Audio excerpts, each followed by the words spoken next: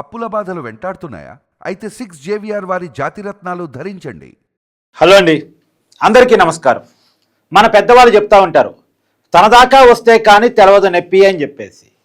ఇప్పుడు తీర్మార్ మల్లన్నకి నొప్పి తెలిసింది.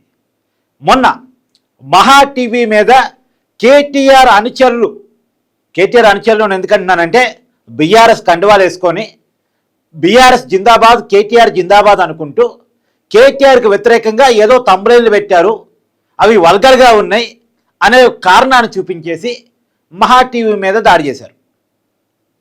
దాడి అనేది అలా ఇలా కాదు, పెద్ద ఎత్తున ధ్వంసం చేశారు. అక్కడున్న ఫర్నిచర్ కానీ, అర్థాలు కానీ, తర్వాత అక్కడ ఉన్నటువంటి కార్లు కానీ ధ్వంసం చేశారు. అక్కడున్న జర్నలిస్టుల మీదకు దూసుకుని వెళ్ళారు. సరే, అక్కడున్న జర్నలిస్టులు అడ్డుకునే ప్రయత్నం చేశారు. కొంత మహిళా జర్నలిస్టులు ఇబ్బంది పడ్డారు. ఎందుకంటే పనిచేసే ఉద్యోగులు చాలా చిన్నవాళ్ళు, వాళ్ళ మీద జరిగే దాడిని మనం ఖండించి తీరాలి. ఏదన్నా కంప్లైంట్ ఉంటే స్టేషన్లో ఇచ్చి పోలీస్ స్టేషన్లో ఇచ్చుకోవాలి, లేదా ప్రెస్ కౌన్సిల్ ఆఫ్ ఇండియాకి ఇచ్చుకోవచ్చు, మీడియా సంస్థ కాబట్టి అలా చేసుకోవచ్చు. అయితే ఆ రోజు జరిగిన దాన్ని తీర్మానం వలన దాడిని ఖండిస్తున్నా అని చెప్తూనే ఇలా తమ్ముడు పెడతారా, ఇలా తమ్ముడు పెడితే దాడి చేయకుండా ఉంటారా, ఇది కరెక్టా అది కరెక్టా అనే మాట్లాడే ప్రయత్నం చేశాడు. ఆ మాట్లాడే ప్రయత్నం చేసిన ఆ రోజు నేను వీడియో చేశాను. తీర్మానం వలన ఇది కరెక్ట్ కాదు, ఎందుకంటే తమ్ముడు పెట్టడంలో లేదో మాట్లాడటంలో నువ్వు కూడా చాలా తప్పులు చేస్తున్నావు. మరి నీ మీద ఎన్ని దాడులు జరగాలి, నీ మీద జరిగే దాడులు కూడా మేము ఖండిస్తాము, కరెక్ట్ కాదు అని నేను చెప్పే ప్రయత్నం చేశాను. మీరు చూడండి, నేను చేసిన గత వీడియో కూడా ఉంటుంది.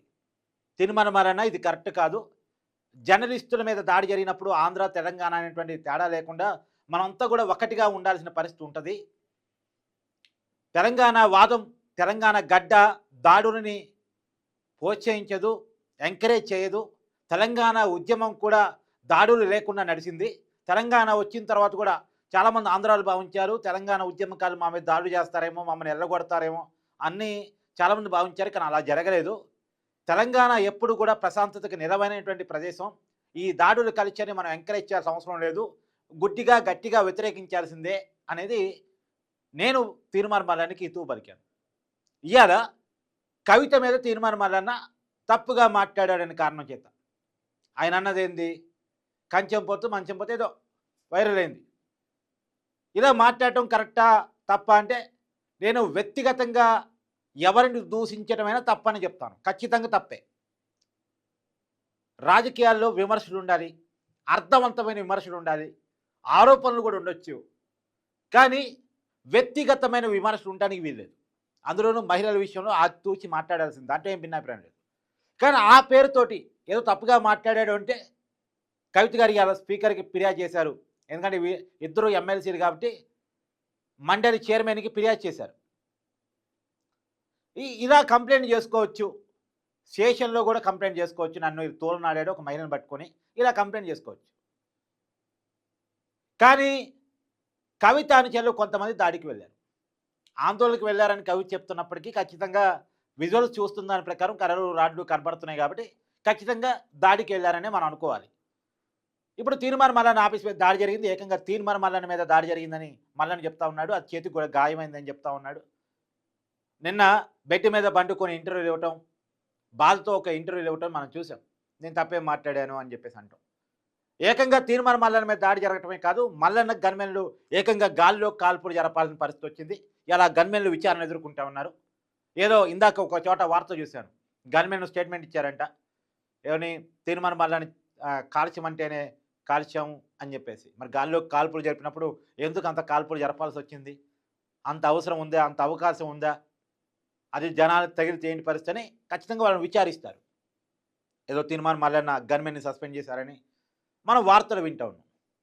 ఏదేమైనా జరిగిన దాడిని కవిత ఖండించకపోగా సమర్థించుకునేటువంటి ప్రయత్నం చేస్తున్నారు. ఇలా మాట్లాడితే ఇలానే ఉంటుంది, నేను అగ్గి కాదు తన మహిళే. ఇప్పుడు నాకున్న డౌట్ మహా టీవీ ఆఫీస్ మీద కేటీఆర్ అనుచరులు, తీర్మానం మల్లన్న ఆఫీస్ మీద కవిత అనుచరులు ఏం చెప్దాం అనుకున్నారు సమాజానికి? వీళ్ళకి వ్యతిరేకంగా మాట్లాడితే, వేదం ప్రశ్నిస్తే దాడులు చేస్తామని చెప్పదలుచుకున్నారా? మేము దాడులు చేస్తాం, మేము మమ్మల్ని పొగుడుతూ ఉండండి, మాకు భజన చేస్తూ ఉండండి, చెక్క భజన చేస్తూ ఉండండి. మమ్మల్ని ప్రశ్నించొద్దు, మేము చేసే తప్పుని ఎత్తి చూపొద్దు. లేదు మమ్మల్ని చేసే తప్పులు ఎత్తి చూపించారంటే ఏదో తంబులైన కాడో లేదా ఏదో మాట కాడో మేము పట్టుకుంటాం, దాడి చేసేస్తాం. మరి మీరే దాడి చేసి మీరే న్యాయం చేసుకునే కాడికైతే ఈ చట్టాలు ఎందుకు, పోలీస్ స్టేషన్ ఎందుకు మూసేస్తే పోలే? ఎవరైనా తప్పు మాట్లాడినా, ఎవరైనా తప్పు తమ్ముడు పెట్టినా వీళ్ళే వచ్చి దాడులు చేస్తారనుకోండి, ఇంకెందుకు ఇంకా పోలీస్ స్టేషన్ ఎందుకు, చట్టాలు ఎందుకు? ఏదో అనుకోకుండా ఒక్కసారి జరిగిందంటే వేరు, పదే పదే అదే రిపీట్ అవుతుంది. నిజానికి కేసీఆర్ పరిపాలనకు ఉన్నటువంటి మంచితనం ఏంటంటే, కేసీఆర్ అధికారంలోకి వచ్చి తెలంగాణ ఉద్యమం నడిపినప్పుడు కానీ, తెలంగాణ వచ్చిన తర్వాత కానీ విధ్వంసకండ లేదు, ఆంధ్ర వాళ్ళ మీద కానీ మిగతా వాళ్ళ మీద కానీ దాడులు, ఆ కల్చరు లేదు అనే కారణం చేత రెండోసారి అధికారాన్ని ఇచ్చారు. రెండోసారి అధికారంలోకి వచ్చిన తర్వాత కొంత కేటీఆర్ తన చేతుల్లో కొంత అధికార పగ్గాలు ఎక్కువగా తీసుకున్న తర్వాత కొంత జర్నలిస్ట్ మీద దాడి జరిగింది. తీర్మాన మల్లన్న మీద ఇప్పుడు కాదు, గతంలో కూడా అనేక ప్రశ్నించినందుకు కానీ అనేక దాడులు జరిగి ఉన్నాయి. జర్నలిస్ట్ రఘు మీద దాడి జరిగింది. ఇలా దాడులు జరిగిన దాని ఫలితంగా రెండోసారి బీఆర్ఎస్ నెగిటివిటీని మూటగట్టుకుంది. మొదటి పరిపాలనలో ఎంత పాజిటివ్ వచ్చిందో రెండోసారి పరిపాలనలో అంత నెగిటివ్ కేవలం జర్నలిస్టుల మీద, ప్రశ్నించే గొంతుకుల మీద చేసిన దాడి వల్ల వచ్చింది. నేరేళ్ల ఇష్యూ కానీ, జర్నలిస్టుల మీద దాడి కానీ, ఇలా వీళ్ళలో అహంభావం పెరిగిపోయింది. వీళ్ళు ఎవరిని వినేటట్లేరు, ఎవరిని చూసేటట్లేరు అన్నది కేసీఆర్ పరిపాలన బాగున్నప్పటికీ కూడా, సంక్షేమ పథకాల అమలు, అభివృద్ధి జరుగుతున్నప్పటికీ కూడా కేవలం కేసీఆర్ కుటుంబానికి అహంభావం పెరిగింది అన్న పాయింట్ కాడ ప్రజలు వాళ్ళతో డిస్కనెక్ట్ అయ్యి మొన్న ఎన్నికల్లో ఓడించారు. మళ్ళా డిస్కనెక్ట్ అయిన ప్రజలు మళ్ళా కొద్ది గొప్ప కనెక్ట్ అవుతున్నారు కాంగ్రెస్ మీద వ్యతిరేకతతో అనుకుంటున్న క్రమంలో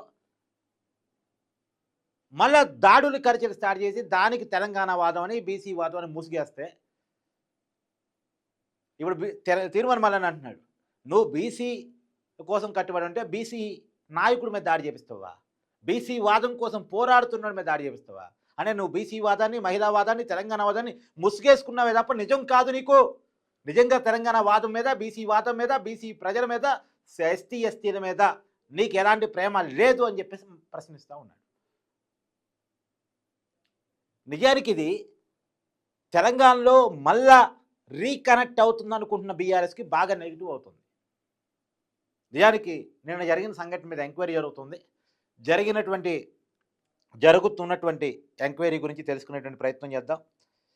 మొత్తం తీర్మాన మల్లన్న ఆఫీస్ మీద దాడి జరుగుతున్నప్పటి నుంచి జరుగుతున్న అన్ని పరిణామాల మీద మా ప్రతినిధి తిరుపతి ఎప్పటికప్పుడు అప్డేట్స్ అందిస్తూ ఉన్నారు. నిన్న తీర్మాన మల్లన్న ఆఫీస్ మీద దాడి జరిగినప్పుడు కూడా వెంటనే అక్కడ చేరుకొని అక్కడే వీడియో చేసి లైవ్లో పెట్టి లక్షలాది మందికి అసలు ఏం జరిగింది అనేటువంటి వివరించినటువంటి వ్యక్తి మా తిరుపతి.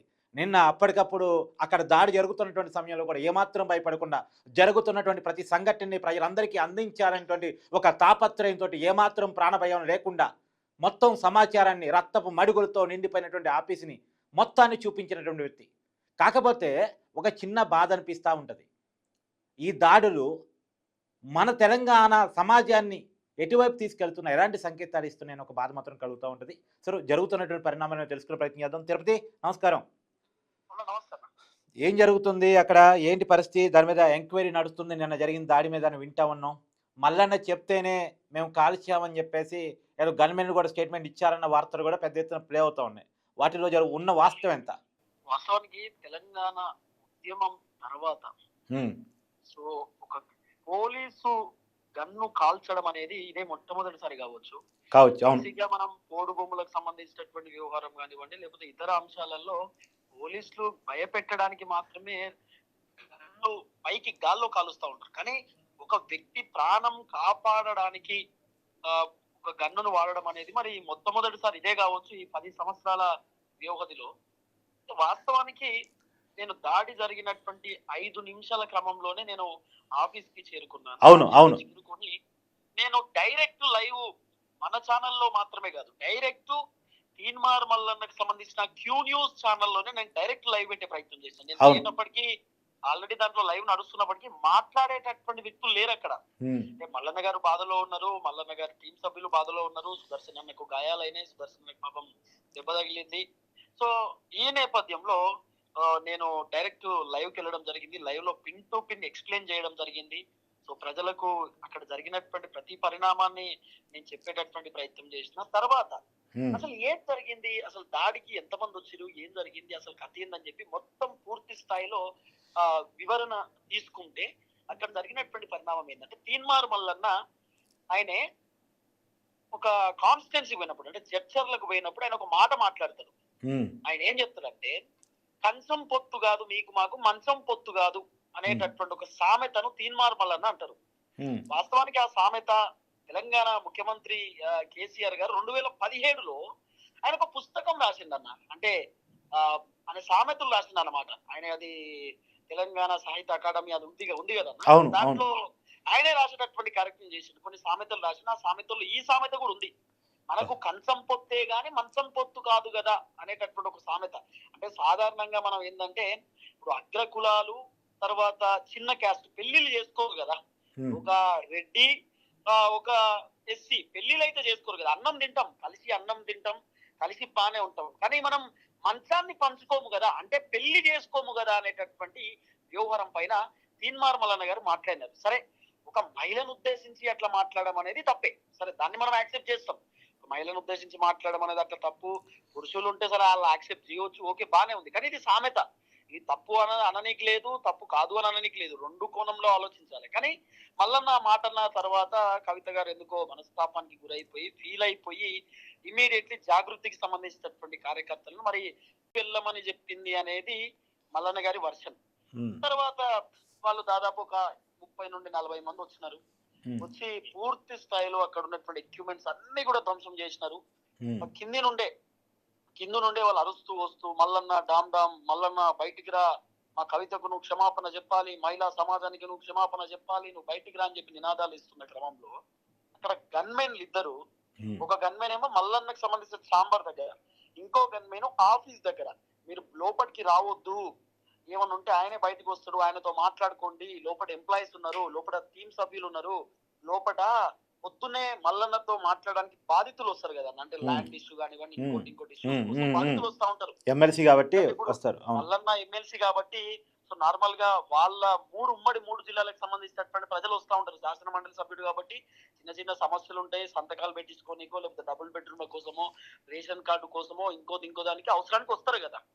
ఆయన చాంబర్కి వచ్చేటటువంటి క్రమంలో ఒక మహిళ వీడియో తీయడానికి ప్రయత్నించిన నేపథ్యంలో ఆ మహిళను కుర్చీతో కొట్టినారు. కొడితే పాపం ఆ మహిళ స్పృహ కింద పడిపోయింది. వెంటనే గన్మెన్లు ఆ మహిళను గుంజి అక్కడ పక్కన కూర్చోబెట్టేసరికి ఇమీడియట్లీ లేచి భయప్రాంతాలకు గురైపోయి బీపీ డౌన్ అయిపోయి బాత్రూమ్ లోకి వెళ్ళి డోర్ వేసుకుని పాపం అమ్మ దాక్కునే పరిస్థితి. అంత దారుణమైన సిచ్యువేషన్ జరిగింది నిన్న. సో గన్మెన్లు చాలా అడ్డుకునే ప్రయత్నం చేశారు. పాపం గన్మెన్ ఒక అన్న అశోక్ అని చెప్పుంటాడు, పాపం ఆయనకు చాలా తీవ్రమైనటువంటి గాయాలైనాయి, చాలా ఆపేటటువంటి ప్రయత్నం చేసిండు, కానీ ఆయనను చాలా దారుణంగా కొట్టినారు. కొట్టిన తర్వాత పాపం ఆయన భరించలేక తట్టుకోలేక లోపలికి వచ్చి డోర్ వేసిండు. డోర్ వేసినటువంటి క్రమంలో కూడా ఎక్కడ కూడా వాళ్ళు ఉపేక్షించకుండా డోర్ ని పలగొట్టినారు, లోపటి దాకా వచ్చినారు. లోపల ఆఖరికి గన్మెన్ అక్కడ గన్ను పెట్టి బెదిరించిండు, రే లోపలికి వస్తే కాల్ చేస్తా, బయట ఉండండి, బయటనే మాట్లాడుకుందాం అని చెప్పి. బేసిక్ గా గన్మెన్ల బాధ్యత కదా, ఒక ప్రజాప్రతినిధిని ఎవరైనా ఇబ్బంది పెట్టడానికి వస్తే కాపాడుకోవాల్సినటువంటి బాధ్యత వాళ్ళకి ఖచ్చితంగా ఉంటది. కాబట్టి వాళ్ళు గన్ను పెట్టి బెదిరించే ప్రయత్నం కూడా చేశారు, రే లోపలికి వస్తే కాల్ చేస్తా, కొడుకులారా బయట ఉండండి రా, రాకండ్రా లోపలికి, నేను మళ్ళీ హెచ్చరిస్తున్నా అని చెప్పి ఆయన వాగ్వాదానికి దిగిండు, మాట్లాడింది. ఆయన కూడా ఎక్కడ వినే పరిస్థితి లేదు. రాడ్లు తీసుకొని కర్రలు తీసుకొని, మీరు విజువల్ చూసే ఉంటారు, కర్రలతో రాడ్లతో కుర్చీలతో దాడులు చేస్తూ పెడబొబ్బలు పెడుతూ వాళ్ళని కొడుతూ వీళ్ళని కొడుతూ ఇష్టానుసారంగా దాదాపు మల్లన్నకి సంబంధించినటువంటి టీం సభ్యులకు 8 మందికి గాయాలైనాయి. కవితకు సంబంధించినటువంటి వాళ్ళకు 10 నుండి 12 మందికి ఏదో గాయాలైనట్టున్నాయి. ఎందుకంటే వాళ్ళు బలంగా ఇట్లా గ్లాసులు వలగొడతా ఉన్నారు. ఏది కిడ్ బాక్సింగ్ ఛాంపియన్స్ ఉంటారు కదా, డబ్ల్యూడబ్ల్యూ ఛాంపియన్లు ఎట్లయితే బాక్సింగ్ చేస్తారో అట్లా వాళ్ళు చేతులతో గ్లాసులు వలగొట్టే ప్రయత్నం చేస్తున్నారు అన్న, కాళ్ళతో డోర్లు వలగొడతా ఉన్నారు, చేతులతోటి విండోస్ ని గుద్దే ప్రయత్నం చేస్తా ఉన్నారు. అంటే దాదాపు ఆ రక్తపు మడుగులంతా కూడా కవితకు సంబంధించినటువంటి వాళ్ళది కొంత, తర్వాత మల్లన్న దగ్గర ఉన్నటువంటి టీం సభ్యులది కొంత. అంటే నిజంగా ఘర్షణ ఆ డోర్లు వలగొట్టాల్సిన అవసరం అదంతా ఎందుకు వచ్చింది? నిజంగా నిరసన వ్యక్తం చేయాలనేటటువంటి ఆలోచనతో జాగృతి గనక సంబంధించినటువంటి కార్యకర్తలు ఉంటే నిజంగా ఇప్పుడు కాదు, ఈ దాడి మీద బీఆర్ఎస్ పార్టీ ఏం చెప్తోంది? అసలు బీఆర్ఎస్ స్పందించదు కదా, కేసీఆర్ మాట్లాడలేదు, కేటీఆర్ మాట్లాడలేదు, హరీష్ రావు మాట్లాడలేదు, వాళ్ళ దగ్గర నుండి స్పందన లేదు, వాళ్ళు రెస్పాన్స్ అయ్యే పరిస్థితి లేదు, వాళ్ళు సో మౌనం మనం అంటాం, బేసిక్ గా మౌనం అర్థాంగీకారం అంటాం, మౌనానికి అర్థం ఉండదు అంటాం. మరి ఇప్పుడు ఈ మౌనాన్ని మనం అర్థం చేసుకోవాలా, ఏం అర్థం చేసుకోవాలని క్వశ్చన్ మార్క్. ఎందుకంటే ప్రతి ఇష్యూ పైన స్పందించేటటువంటి కేటీఆర్ ఎందుకు స్పందించలేదు? నిజంగా తీన్మార్ వలన తప్పు చేస్తుంటే, తీన్మార్ వలన నిజంగానే ఆ సామెతలో అనేక అర్థాలు ఉంటే, కేసీఆర్ కి ఆ సామెత తెలుసు, కేటీఆర్ కి ఆ సామెత తెలుసు కాబట్టి వాళ్ళు సైలెన్స్ అయ్యారు. కవితకు ఆ సామెత తెలియదు కదా, ఆ సామెత గురించి పెద్దగా ఆమెకు ఆహ్వానం లేదు కాబట్టి ఆమె డైరెక్ట్ దాడి చేయించింది అనేది మల్లన వర్షన్.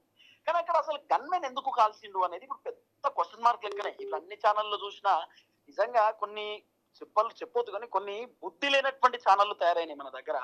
కొన్ని ఛానల్ అంటా ఉన్నాయి గన్మెన్ కాల్చిండు కాబట్టే ఆ రక్తపు మడుగులు అని చెప్పి కొన్ని ఛానల్ పెడతా ఉన్నాయి. నిజంగా మన బుద్ధి ఉండాలి కదా.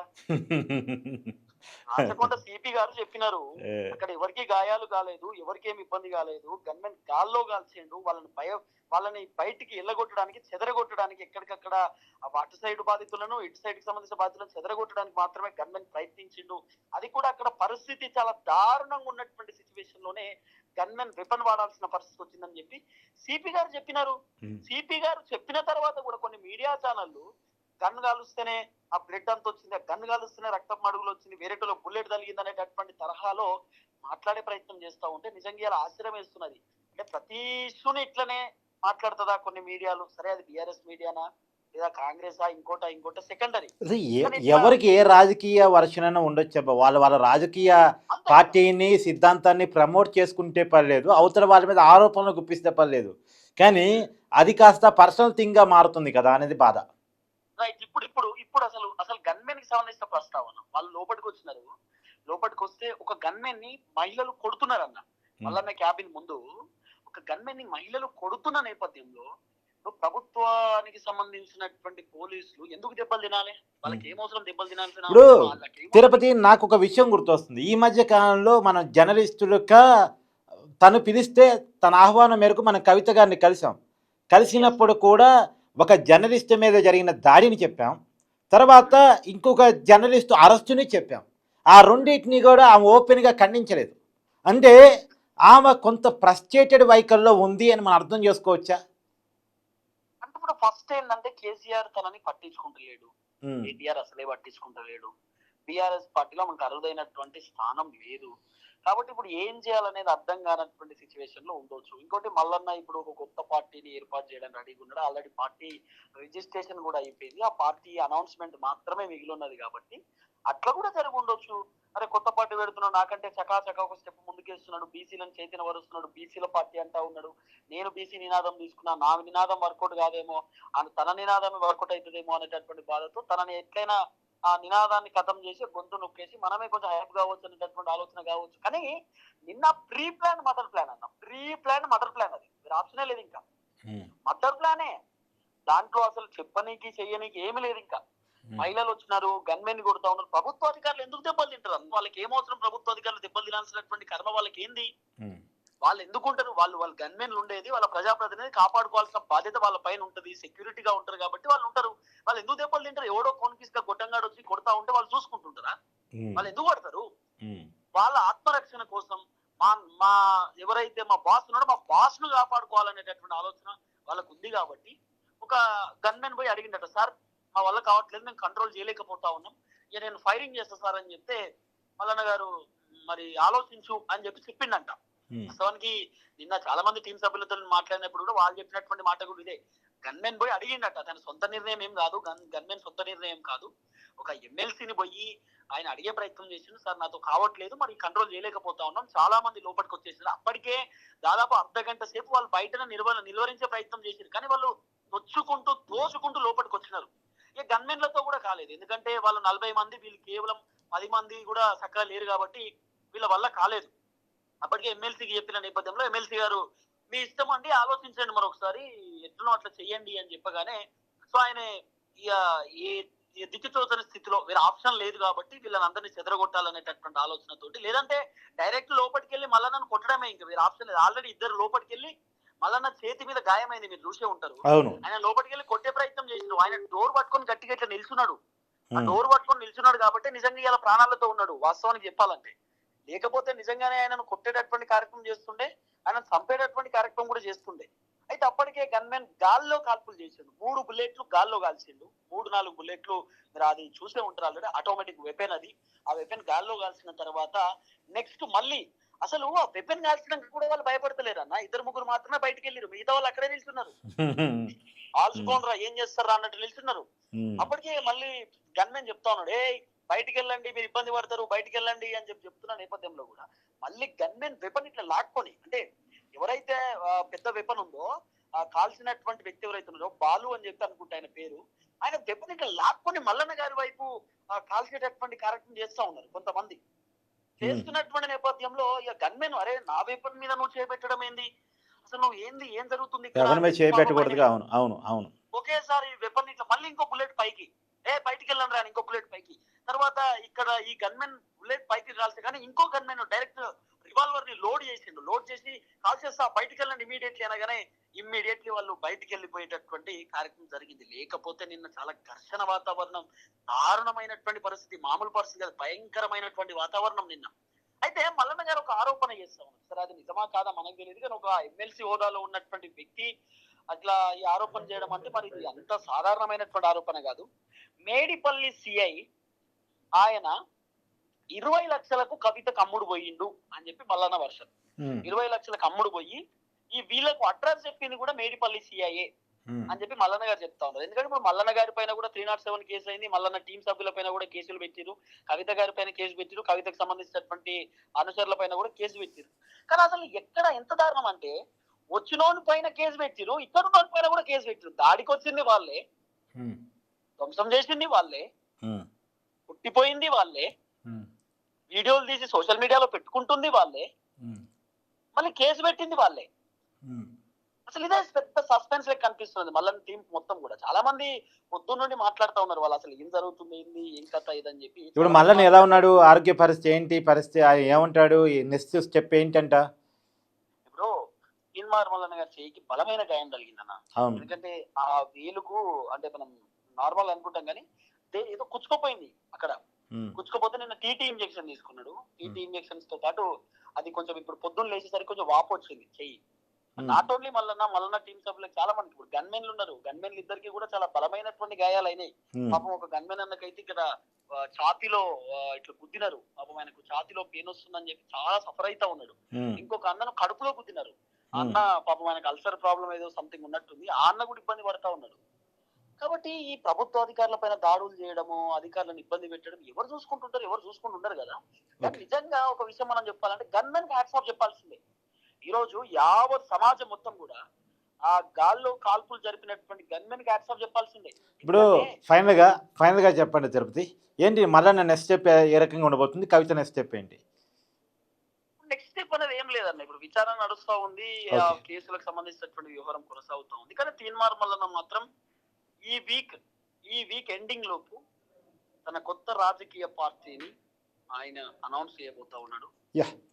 పెద్ద భారీ బహిరంగ సభతో మల్లన్న ఆ కొత్త పార్టీని తెరపైకి తీసుకొచ్చేటటువంటి ఆలోచనలో ఉన్నారు అనేది కొంత చర్చ. కానీ మరి ఈ కేసులన్నీ చూస్తా ఉంటే మల్లన్న గారి పైన ఎందుకో మళ్ళీ ఇంకో కుట్ర జరగవచ్చు, మరి మల్లన్నను అరెస్ట్ చేసే అవకాశం కూడా ఉండొచ్చేమో అనేది ఇంకొక చర్చ కూడా ఉంది. ఎందుకంటే ఈ కేసులు పర్వం దాదాపు చాలా సెక్షన్స్ పెట్టినారు, ఎఫ్ఐఆర్ కాపీ కూడా వచ్చింది.